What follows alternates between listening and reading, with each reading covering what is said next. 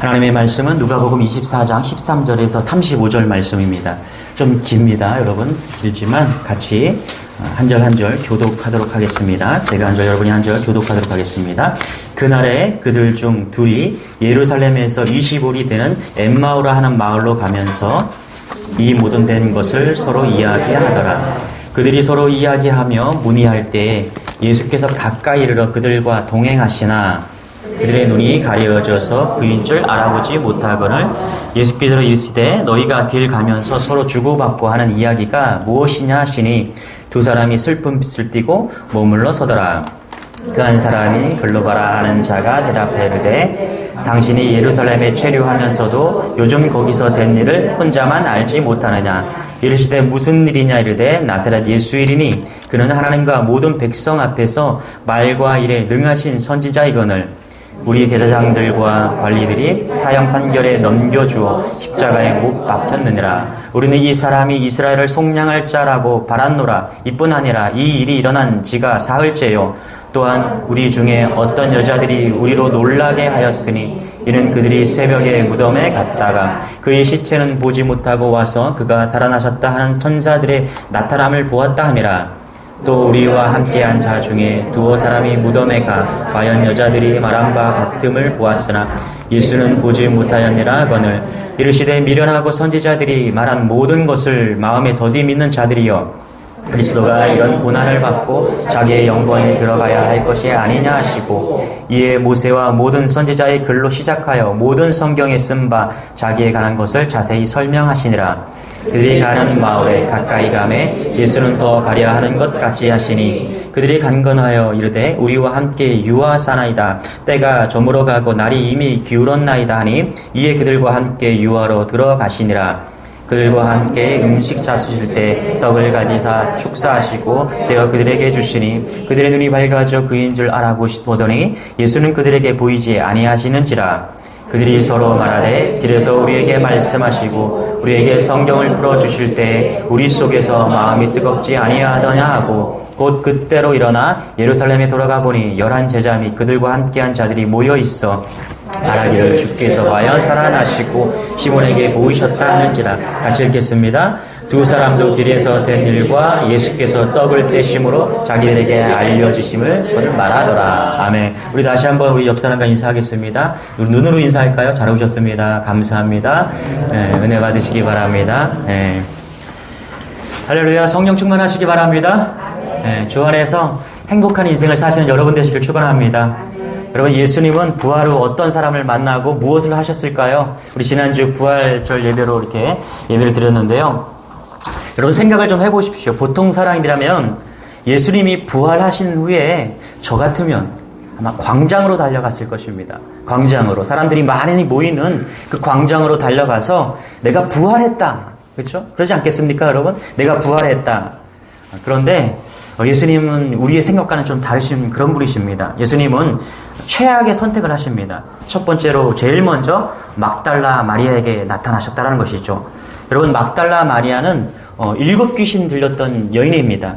그래서 그녀가 설령 예수님을 봤어요. 그리고 세상 사람들에게 나아가서 내가 예수님을 부활하신 예수님을 보았다 이렇게 전해도요, 사람들은 믿지 않았을 것입니다. 왜요? 귀신 들렸기 때문에. 7번이나 귀신 들렸기 때문에, 7 귀신이 들렸던 여인이었기 때문에 또 정신 나간 소리를 한다 이렇게 생각했을 것입니다.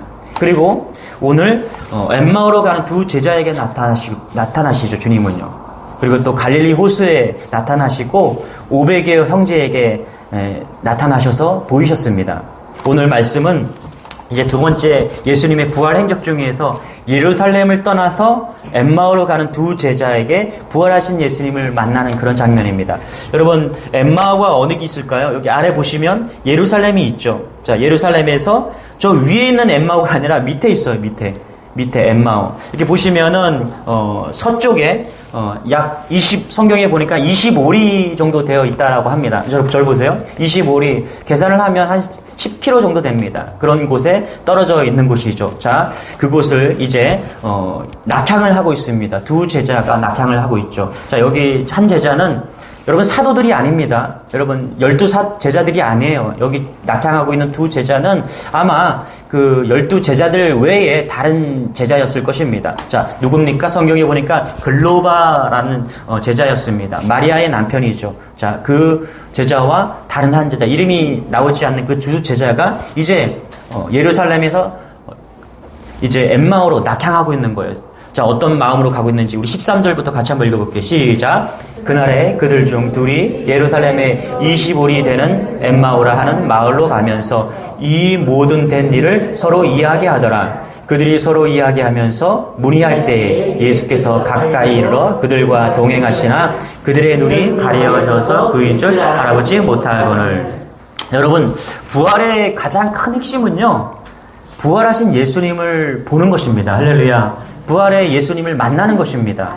예, 그것이 없으면 뭐 무슨 믿음이 생기겠습니까? 그런데 이 두 제자가 예수님을 몰라봤다라는 거예요. 어떻게 이럴 수 있을까? 첫 번째는 이 두 제자가 예수님을 몰라본 이유는 예수님의 모습이 변형되셨기 때문이다라고 이야기를 합니다. 요한복음 20장 14절에 보면 부활하신 예수님이 나타나실 때 이 두 사람처럼 알아보지 못한 그 한 사람이 있었는데 누구냐 하면 막달라 마리아입니다. 제일 먼저 막달라 마리아가 예수님을 봤어요.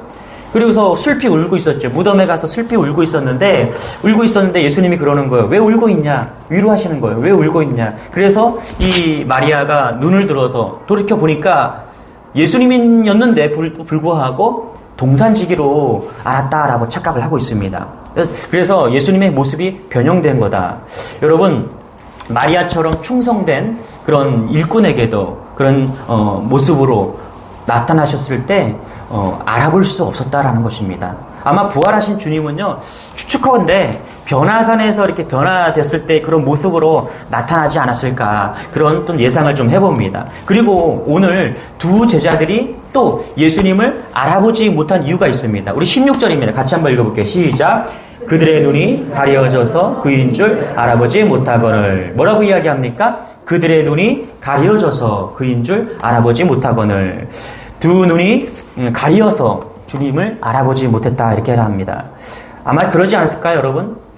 이 두 제자의 의식 속에서 예수님께서 다시 살아나셨을까?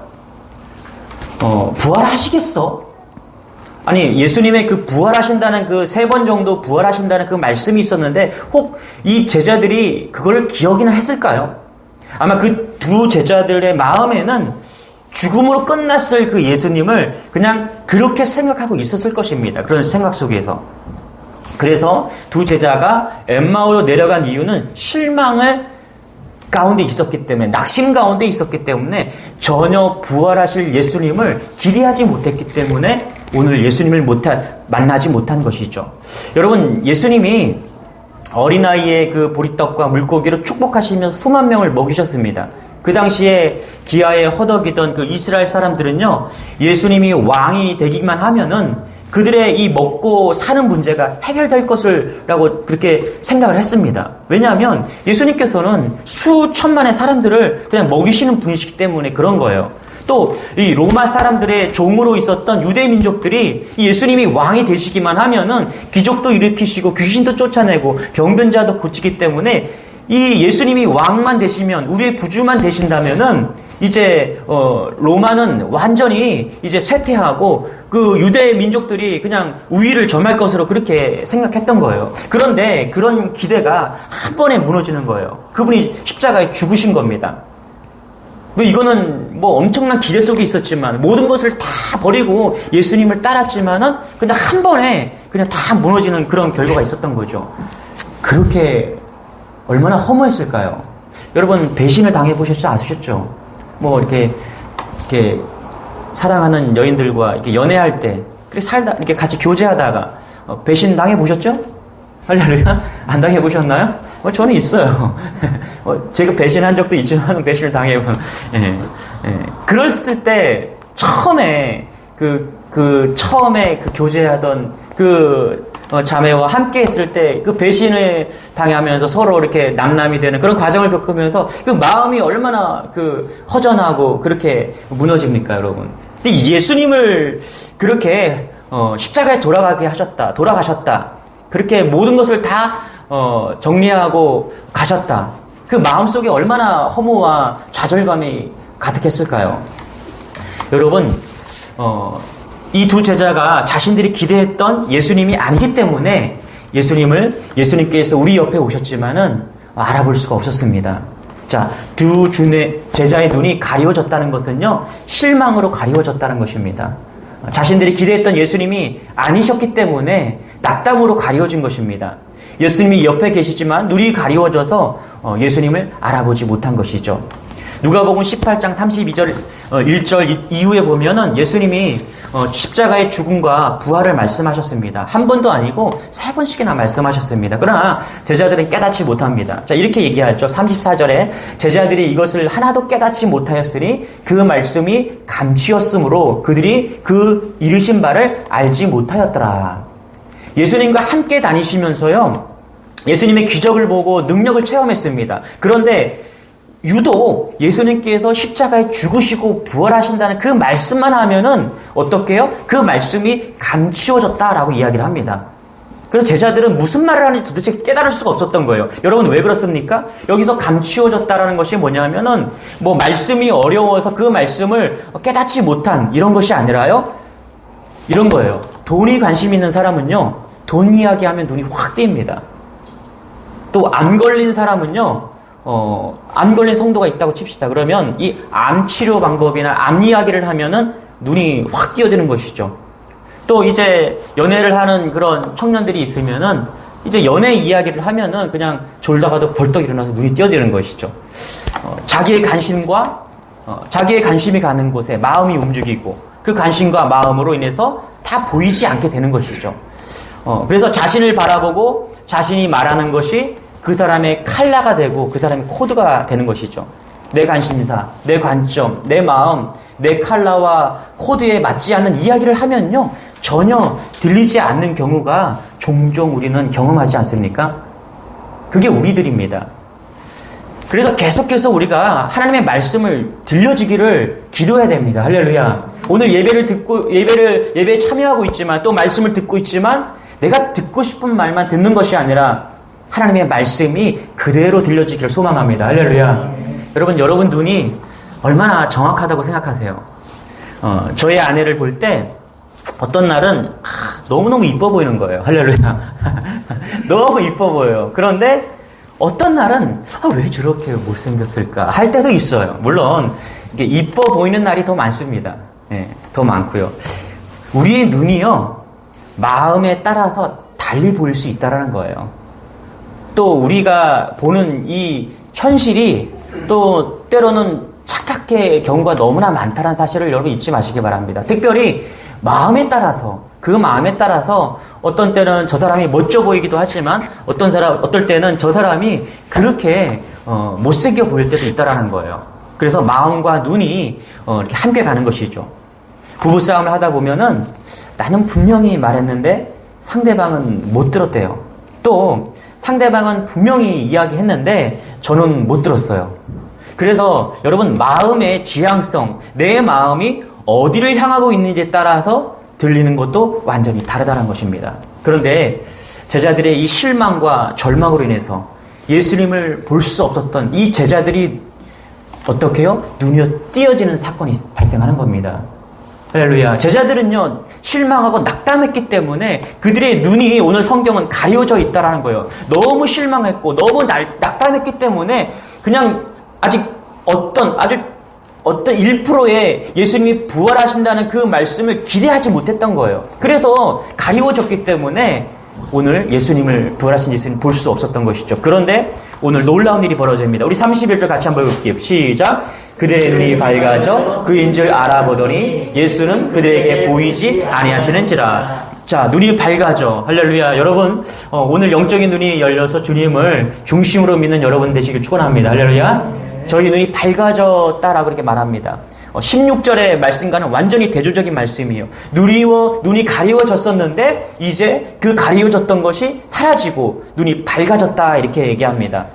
본문의 두 제자는 절망 속에서 엠마오로 낙향을 하던 도중에 그들의 눈이 밝아져서 부활하신 예수님을 볼 수 있었습니다. 여러분, 눈 좀 크게 뜨시기 바랍니다. 할렐루야. 특별히 마음의 눈을 뜨시기 바랍니다. 할렐루야. 마음의 눈으로 주님을 바라보고 믿고 할 때 우리가 주님을 볼 수 있는 것입니다. 사도행전 9장을 보면요, 부활하신 주님을 만났던 그 사울의 이야기가 나오죠. 사울이 갑자기 눈이 보이질 않게 되었습니다. 그가 사람들의 인도를 받아서 이제 다메섹으로 갔어요. 다메섹으로 가다가 가는 중에 이제 눈이 가리워졌다라고 이야기를 합니다.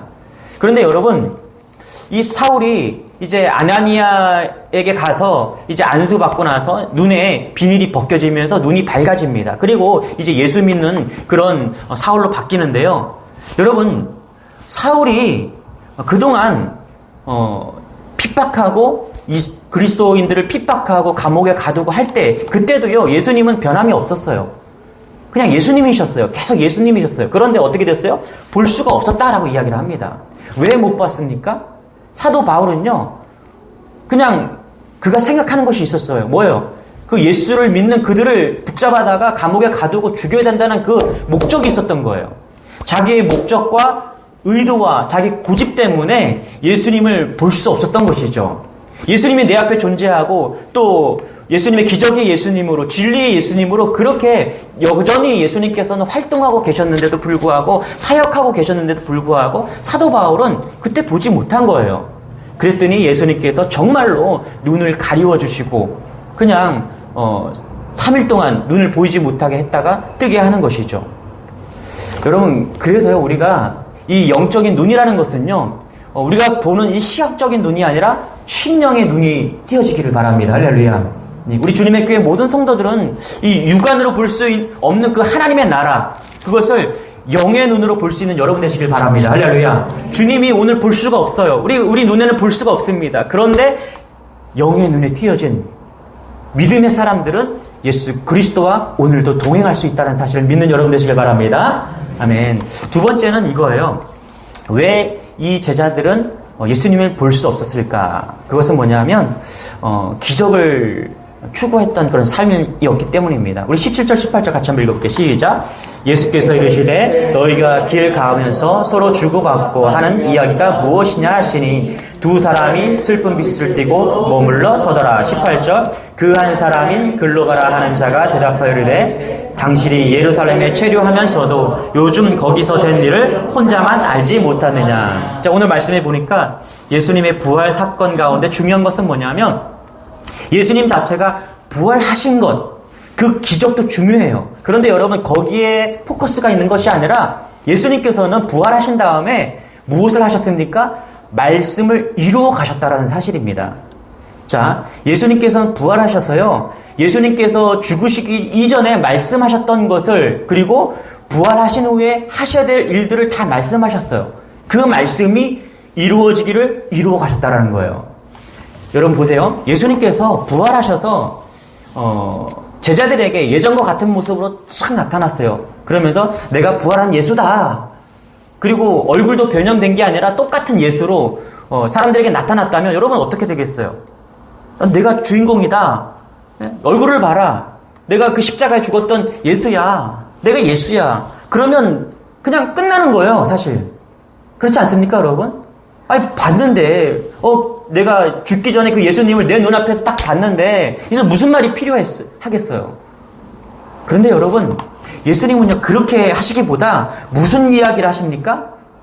나타나셔서, 변형돼서 나타나셨고요. 그리고서 무슨 얘기를 해요? 지금 두 제자에게 옆으로 은근히 가셔갖고 무슨 이야기 했냐면, 예수님께서 십자가에 죽으시고 부활하신 그 사건을 다시금 물어보고 설명하고 있다는 거예요. 이해되십니까, 여러분? 이것이 주님께서 사용하신 방법이세요. 뭐예요? 말씀을 이루어지고 말씀 그대로 나아가는 것이죠. 결혼 중매를 제가 좀 몇 번 했는데 이 형제가 참 괜찮은 형제예요. 근데 제가 이 형제를 만나서 교제를 해보니까 너무너무 괜찮은 형제예요. 남자 같고 또 이해심도 있고 성격도 좋고 신앙도 좋고. 그래서 제가 몇 자매에게 이제 소개를 하려고 사진을 보냈어요. 그랬더니 이게 자매들이 계속 퇴짜를 넣는 거예요. 자매들이 좋아할 얼굴이 아니라는 겁니다. 그래서 그 다음부터는 이제 사진이 없다고 하고 계속 좋은 이야기만 했어요. 좋은 이야기만. 아, 요즘에는 주선하기 참 힘들어요. 그래서 좋은 이야기만 했는데 그래도 자매들이 뭐라고 그러냐면 목사님 사진을 좀 주세요. 사진을. 여러분 왜 보려고 합니까? 확인하기 위해서죠. 그 사람이 어떻게 생겼나. 그런데 여러분 그렇게 보는 것, 사진으로 보는 것이 그 사람을 다 담아낼 수 있을까요? 저는 이제 가끔씩 장로님이 우리 장로님이 사진 작가잖아요. 그럼 사진을 이렇게 찍어서 보내주세요. 그러면 그 사진을 통해서 내 눈으로 보는 그 꽃들의 아름다움과 그런 풍광들을 보면서 그 사진 속에 담겨져 있는 하나님의 은혜를 깨닫는 때가 너무나 많습니다. 하나님은 어떻게 이 꽃을 아름답게 이렇게 만드셨을까? 와, 너무너무 아름다운 거예요. 그냥 그 꽃을 보면서 제가 더 많이 은혜를 받는 것, 그 꽃의 아름다움이 아니라 뭐예요? 하나님이 그 꽃을 만드신 그 하나님의 놀라운 계획하심과 섭리인 거예요. 여러분, 예수님을 믿지 않는다면은 그 사진을 보면서 그 꽃의 아름다움만 보고 끝날 것입니다. 그런데 정말 봐야 될 것은 믿는 자들은 그 사진을 보면서 하나님의 계획을 보는 것이죠. 여러분 보세요. 그 주인공인 예수님 자신에 대해서 계속해서 설명하고 있다라는 거예요. 아니 그냥 한번 딱 보여주셔서 야 봐라 내가 죽기 전에 나야. 똑같지 않니? 얼굴 봐라. 생김새 봐. 이 사진 봐. 똑같잖아. 그런데 예수님께서는 그렇게 하지 않으시고 27절에 뭐라고 얘기합니까? 같이 한번 읽어볼게요. 시작. 이에 모세와 모든 선지자의 글로 시작하여 모든 성경에 쓴 바 자기의 가는 것을 자세히 설명하시니라. 설명이 뭐가 필요 있어요? 사진이면 필요한데 그렇지 않아요? 여러분 선볼 때 사진이면 되는 거잖아요. 그냥 얼굴 생김새가 진짜 중요하잖아요. 그런데 예수님은 생김새가 중요한 것이 눈으로 보는 것이 중요한 것이 아니라 뭐 하고 있습니까? 자세히 설명하고 계시다라는 거예요. 여러분 예수님은요 부활에 대해서 보여주시기보다 성경에 기록된 것과 기록될 것을 아시고 설명하고 계신 겁니다. 주님이 십자가 전에 말씀하셨던 것들을 계속해서 말씀하시고 설명하시고 깨닫게 하시고 그것을 이어져 나가게 하는 거예요. 그래서 엠마오로 가는 두 제자들에게 예수님이 부활해서 옆에 오셨을 때 한 제자가 이렇게 묻는 거예요. 뭐라고요? 당신은 예루살렘에서 일어난 사건을 모르세요? 눈으로 봤을 때 예수님이 아닌 거죠. 그렇죠? 다른 사람이에요, 분명히. 그래서 일부러 예수님께서는 그렇게 변형되셔서 이제 옆에 이렇게 동행하게 되면서 물은 거예요. 그랬더니 이 두 제자 중에 한 제자가 당신은 예루살렘에서 일어난 사건에 대해서 모르세요? 이 십자가 사건을 말하는 거잖아요. 그러면서 예수님께 그 죽으신 사건에 대해서 이제 그 제자들의 입으로 쭉 이야기를 하게 되는 거예요. 그것이 19절에서 24절입니다. 우리 19절, 20절까지만 읽어볼게요. 시작. 이르시되 무슨 일이냐 이르되 나사렛 예수의 일이니 그는 하나님과 모든 백성 앞에서 말과 일에 능하신 선지자이거늘. 보세요. 무슨 일이냐? 예수님께서 무슨 일이 거기서 일어났는데 이렇게 묻는 거예요. 그랬더니 나사렛 예수의 일이다. 예? 그 사람이 모든 백성 앞에서 말과 능하신 선지자였다. 그러면 또 20절에 뭐라고 그래요? 우리 대제사장들과 관리들이 사형 판결에 넘겨주어 십자가에 못 박았다.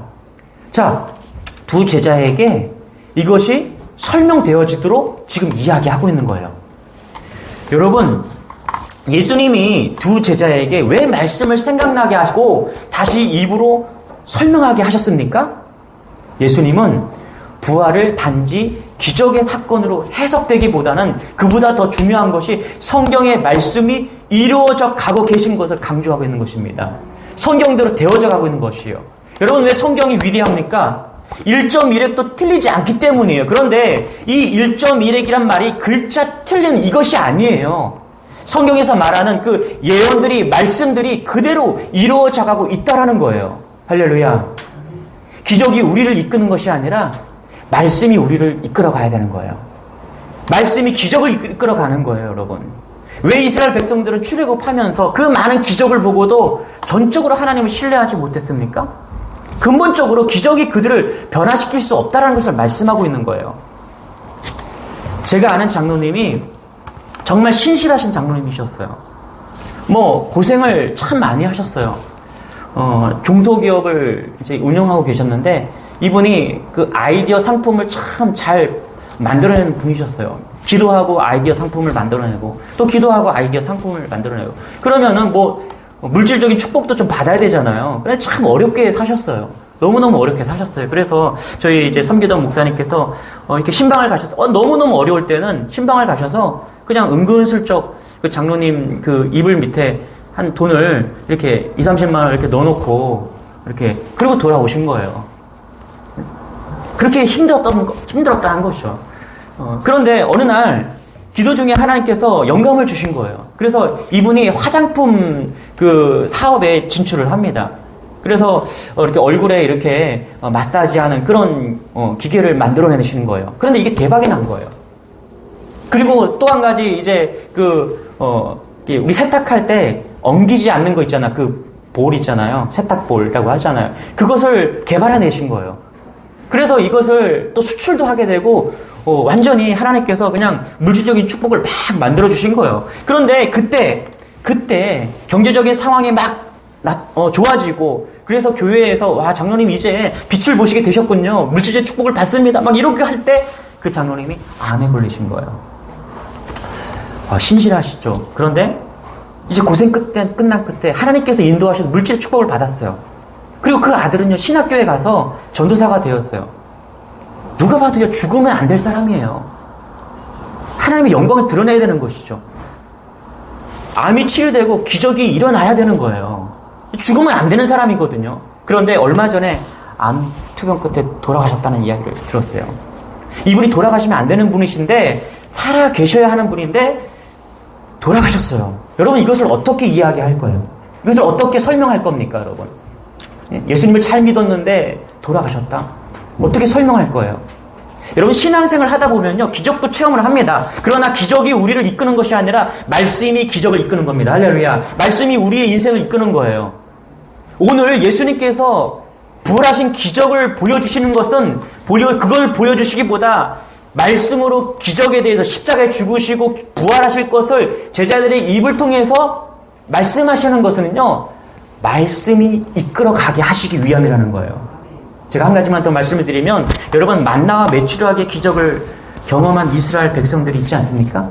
광야로 갔는데 어느 날 먹을 것이 없으니까 기도했어요. 하나님 배고픕니다. 그랬더니 하나님께서 그냥 만나와 메추라기를 탁 보내주신 거예요. 여러분 이 기적이 얼마나 놀랍겠습니까? 그렇죠? 갑자기 하늘에서 막 메추라기들이 막 날아와서 막 떨어져서 죽는 거예요. 이 영화를 보면은 정말 이건 믿기지 않는 일이다. 그럴 정도예요. 막 메추라기와 만나가 막 하늘에서 내리는 것이죠. 그런데 여러분 첫날은 얼마나 기적이었겠어요. 그래 둘째 날 한번 생각해 봅시다. 둘째 날 또 하나님께서 주실 거야. 기대했던 것만큼 또 하나님께서 주십니다. 셋째 날, 넷째 날 그리고 일주일이 지났어요. 한 달이 지났어요. 1년이 지났어요. 그것이 기적이 될까요? 그 기적은 이제 일상이 되어버리는 거예요. 자, 그리고 10년이 지났습니다. 자, 매일매일 기적이 일어나요. 기적이 사건인 건 맞아요. 그런데 이 기적이 이젠 일상이 되어버린 거예요. 40년이 되었습니다. 40년이 되어서 그 만나의 현장을 보았던 그 1세대는 죽고요. 이제 그 아들이 되었어요. 그 아들은요. 태어났을 때부터 만나가 있었기 때문에 더 이상 기적이 아닌 거예요. 여러분 그래서요. 무슨 얘기를 하냐면 기적을 따라가면요. 아주 단편인 예수님밖에 만날 수 없다라는 거예요. 어떤 사람에게는 하나님께서 기적을 보여주시기도 합니다. 그런데 어떤 분에게는 하나님께서 기적을 일으켜 주시지 않을 때도 많아요. 그래서 우리가 붙잡아야 될 것은요. 기적이 아니라 말씀으로 이루어 가시는 예수 그리스도를 붙잡는 여러분 되시길 바랍니다. 할렐루야. 주님의 교회는요. 무슨 헌신을 하고 뭔가를 봉사하고 이게 중요한 게 아니에요. 주님의 교회 오면은 말씀으로 할렐루야. 예수님을 만나는 은혜가 있어야 돼요. 예배 속에서 하나님을 만나야 돼요. 말씀을 통해서 깨달음이 있어야 돼요. 그래서 말씀이 너무너무 중요하거나 이게 가치인 거예요. 교회 오셔서 봉사하고 일하다가 가는 것이 아니라 말씀으로 예수를 만나는 은혜가 여러분의 삶 속에 있기를 소망합니다. 할렐루야. 신앙은 말씀을 붙드는 것이다. 세 번째는 예수님은 어떤 분이시냐? 이 제자들의 길을 바꾸어 주시는 분이십니다. 여러분 예수님은 길을 바꾸어 주시는 분이십니다. 할렐루야. 우리 인생길을 바꾸어주시는 분이세요. 두 제자는 낙향하고 있었어요.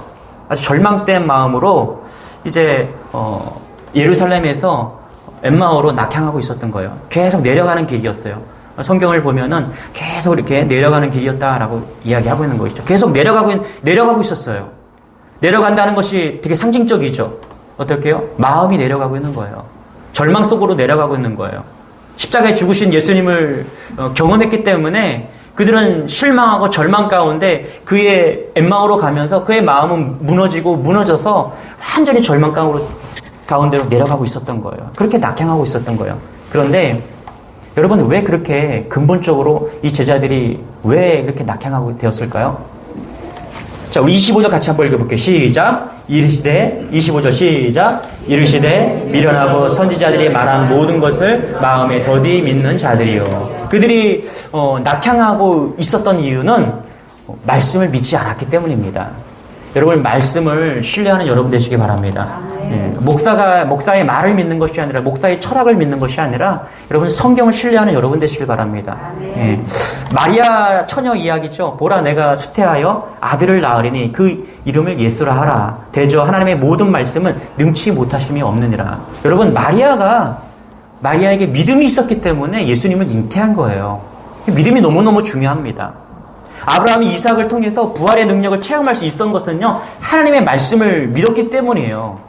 히브리서 11장 17절 이렇게 말해요. 아브라함은 시험을 받을 때 믿음으로 이삭을 드렸으니 저가 하나님의 능히 죽은 자 가운데서 다시 살리실 줄로 생각한지라. 여러분, 아브라함이요, 이삭을 드리면서 이삭을 다시 살리실 것을 믿고 드렸다는 거예요. 믿음으로. 할렐루야. 네. 그래서 믿음이 너무너무 중요한 겁니다. 여러분, 우리가 믿음으로 나아갈 때 주님은 우리의 인생길을 바꾸어 주시고 역사하십니다. 할렐루야. 이런 믿음이 있어야 돼요. 제자들은요, 엠마오로 가고 있었어요. 그런데 주님을 만난 후에 그들의 길이 바뀌어진다는 거예요. 자, 보세요. 어떻게 바뀌어지나. 33절입니다. 시작. 곧 그때로 일어나 예루살렘에 돌아가 보니. 할렐루야. 여기 보세요. 어때요? 곧 그때로 일어나 예루살렘에 돌아가 보니. 다시요.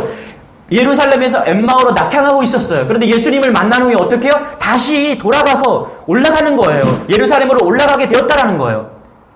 여러분, 우리의 인생이 예수님을 만나면 이렇게 변화될 줄 믿습니다. 우리의 인생이 자꾸 낙향하고 절망 가운데로 아무리 잘 살아보려고 애를 써도, 열심히 살아도, 돈 좀 가져고 와도 우리의 마음은 낙향할 때가 얼마나 많습니까? 열심히 살았어요. 그래서 돈 좀 모았고 행복한 가정도 꾸렸어요. 그런데 내 안에 채워지지 않는 그 무언수로 인해서 계속 낙향하는 거예요. 계속 엠마오로 가고 있는 거예요. 주님을 만나시기 바랍니다. 정말 살아계셔서 역사하신 그 주님을 만나시기 바랍니다. 말씀을 들을 때 우리의 마음이 뜨거워지기를 소망합니다. 우리 32절에 보세요. 이렇게 말합니다. 시작. 저희가 서로 말하되 길에서 우리에게 말씀하시고 우리에게 성경을 풀어주실 때 우리 속에서 마음이 뜨겁지 아니하더냐. 할렐루야. 여러분, 말씀을 대할 때 마음이 뜨거워지는 역사가 있기를 소망합니다. 할렐루야. 이거 감정이 아니에요. 여러분, 여러분의 감정 따라서 신앙생활 하는 것이 아니에요. 여러분, 감정이 얼마나 그렇게 쉽게 바뀝니까? 어떤 분은 그래요. 교회를 갔다가 왜 교회에 안 나오냐니까 느낌이 안 좋대요. 느낌이. 네 느낌이 뭐가 그렇게 대단한데. 네 느낌은요, 우리의 느낌은요, 그냥 날씨에 따라 달라요. 저는 이렇게 비가 오잖아요. 그러면 항상 이렇게 보글보글 끓는 라면과 부침개가 생각이 나요. 이게 느낌이에요. 우리의 느낌. 날이 맑잖아요. 그러면 집에 못 있어요. 어제도 날씨가 너무너무 좋아서 이제 김건철님이랑 같이 아이들이랑 잠깐 이렇게 바깥에 나가서 이렇게 돌고 왔어요. 이게 기분이에요. 느낌이에요. 여러분, 성경은요, 느낌 따라가는 것이 아닙니다. 여러분, 성경은요, 기분 따라가는 게 아니라 말씀 따라가는 거예요. 할렐루야. 예, 그런 은혜가 여러분의 있기를 소망합니다. 예레미야 23장 29절에 보니까 나 여호와가 말하노라 내 말이 불같지 아니하냐. 여러분, 말씀을 들으면요, 우리 안에 심령에 불이 임하는 거예요. 그 불이 우리의 인생을 변화시킵니다. 나의 길을 바꾸어 주시는 거예요. 그리고 감춰졌던 눈이 뜨여지고 예수님을 볼 수 있게 만드는 겁니다. 예수님께서는요, 그래서 이 제자에게 말씀으로 오늘 나타나신 겁니다. 먼저 말씀을 앞서지 않고 말씀으로 제자들을 인정하게 하고 말씀으로 깨우쳐 주신 것입니다. 말씀에 불이 있습니다. 여러분, 열정적인 삶을